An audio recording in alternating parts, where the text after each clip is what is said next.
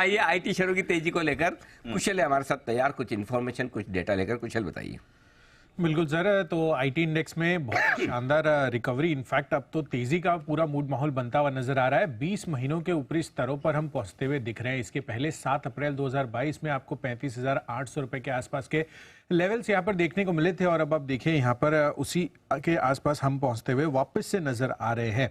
अब IT index में तेजी के तर्क के कारण काफी सारे हैं। सबसे पहले तो यही है कि जो फेड की पॉलिसी हुई थी उसमें जो कमेंट्री आती हुई दिखी कि 2024 में ये 3 बारी ये जो इंटरेस्ट रेट है उसको घटाते हुए नजर आ सकते हैं। तो 75 बेसिस पॉइंट्स का अगर इंटरेस्ट रेट कट होता है तो आगे चलकर ऑफ कोर्स बीएफएसआई स्पेस के लिए बड़े अपॉर्चुनिटीज खुलते हुए नजर आते हैं और उनका जो आईटी बजट कंस्ट्रेंट था 2023 में वो आपको रिवर्सल्स भी होते हुए नजर आ सकते हैं। इस वजह से भी हमने आपको पहले भी बताया कि एचएफएस रिसर्च के अनुसार जो 2% की ग्रोथ आपको ओवरऑल आईटी बजट में 2023 में देखने को मिली थी, 2024 में वो 9% की ग्रोथ में कन्वर्ट हो सकती है। तो बाकी वर्टिकल्स तो चलेंगे ही, बट ऑफकोर्स जो मेजर बड़े वर्टिकल्स हैं खासकर नॉर्थ अमेरिका फोकस्ड, वहां पर आपको फोकस कर चलना चाहिए क्योंकि बीएफएसआई वर्टिकल ये जो ब्याज दरें कटेंगी उसके बाद एक टर्न अराउंड भी दिखा सकता है। दूसरी बड़ी चीज यूएस में हम देख रहे हैं पिछले 5 महीनों से लगातार जो रिटेल सेल्स के आंकड़े हैं मंथ ऑन मंथ बेसिस पे जितने भी अनुमान थे, जुलाई ऑनवर्ड्स मैंने ट्रैक किया इसको,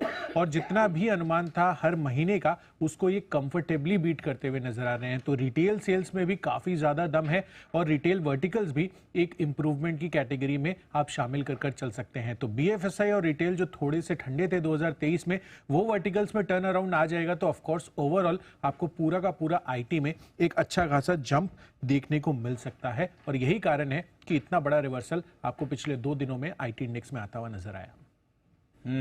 तो ये है आपके लिए पूरा का पूरा आईटी सेक्टर जहां पर रखने नजर। कुछ बढ़िया कॉल्स भी हमारे एक्सपर्ट्स के लिए आई हैं। एक बार शरद जी से भी पूछा जाए। शरद जी, ग्लोबल रिकवरी भी फुल फॉर्म में आ रही है, नेक्स्ट ईयर के आईटी बजट से भी थोड़े ऑप्टिमिज्म के संकेत आए हैं, हमारा आईटी इंडेक्स भी 20 महीने की ऊंचाई पर है, क्या करना चाहिए इस स्पेस में सर? जी, मेरे हिसाब से ये रिकवरी कंटिन्यू करेगी। एटलीस्ट अगले 2-3 क्वार्टर्स आपको लगातार अपग्रेड्स देखने मिलने चाहिए क्योंकि जैसा अभी कुशल भी बोल रहे थे, जिस तरीके से इंटरेस्ट रेट रिवर्सल का बहुत बड़ा फायदा होना चाहिए। ज़्यादातर कंपनीज का यूरोप अमेरिका में फोकस है, ठीक ठाक परसेंटेज ऑफ रेवेन्यूज है और बीएफएसआई डोमिनेट करते हैं।